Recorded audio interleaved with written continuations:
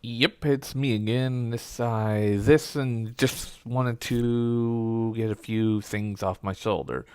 This technically isn't really a reply to Gareth Hall, but I'm going to make this video anyways. But a lot of people were, saying, "Oh, iTunes is a monopoly, this and that." Technically, they're right and they're wrong. iTunes really isn't that much of a monopoly because Mr. Bed said it himself. There's companies like Amazon and stuff. Now, I'm going to explain a few things here first. First of all, as you know, iTunes Store is mostly just videos and movies, as well as other areas. And I'll get into that one later. But first of all, apps for the Mac. Well, as you know, there's Bodea, which has nothing to do with Apple. It's just an application store for Mac apps that somebody else created.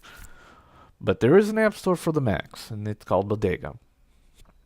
But all that said and done, moving that to the side. So technically, what areas is Apple a monopoly with iTunes? Unfortunately, their app store for the iPhone. And yes, my internet is slow. But the App Store for iTunes is somewhat of a monopoly for the iPhone. The iPod Touch, technically, they've managed to find their little way around that. Now, let me explain. Uh, as you know, the Google Android, you can pretty much, from what I understand, you can do almost anything to it and put almost any app. Hell, I think you can even put other app stores, but I don't know. I don't know much about the App Store, but I mean about apps and Google, but Android. But from what I understand, you can pretty much just do whatever you want. So, yeah. Now, Apple is pretty light on their apps. And as for the whole, Apple censoring this and censoring that, which came from, I think, um, yeah, no, Apple Soldier. Sorry about that. It came from Apple Soldier. Well, type in this.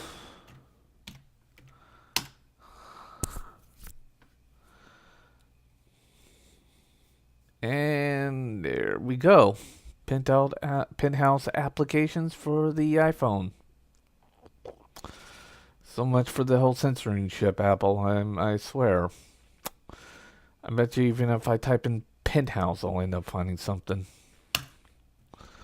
So yeah, Apple went after all the other adult applications, but completely skipped out on the bit larger corporations like Playboy and Penthouse and so forth. I guess what you really need for Apple is just a lot of money. But anyways, moving on. How did they elude the iPod Touch? Easy.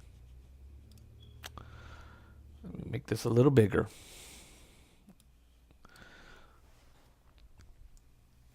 Now, as you know, of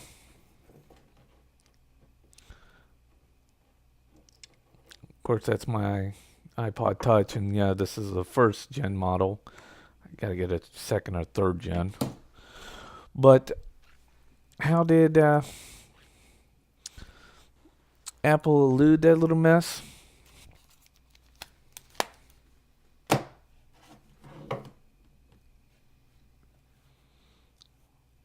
This device. And as you know, this is the Nintendo DSi. With the touchpad to the screen down there, and yes, that's an Xbox Live camera, which somebody gave to me. But anyways, it's got an app store as well, but it's also got hardware apps, which you can buy at any Walmart. But technically, ever since the App Store opened up on the iPod Touch as well as the iPhone, these two are in the same market now. They're pretty much both, they both play games, they both have individual apps, and they both have browsers that are pretty much hardwired into the system. As you know, Opera is in this thing. Of course, Nintendo one-upped Apple by putting a camera there. And you can't see it, but a camera there, as well as 2 mics. But they both play games, and people usually get both of these devices to play games now, especially the iPod Touch. And it is now the iPod Touch. When the App Store opened, the iPod Touch kind of evolved from being just an MP3 player to a handheld gaming device, if you guys can understand that, which is the same market area as the Nintendo DSi and the Nintendo DS and the upcoming Nintendo XL. So yeah, just to let you know, that's how come they. And yes, you are restricted to apps that only Nintendo will let you play. You have no real way around that.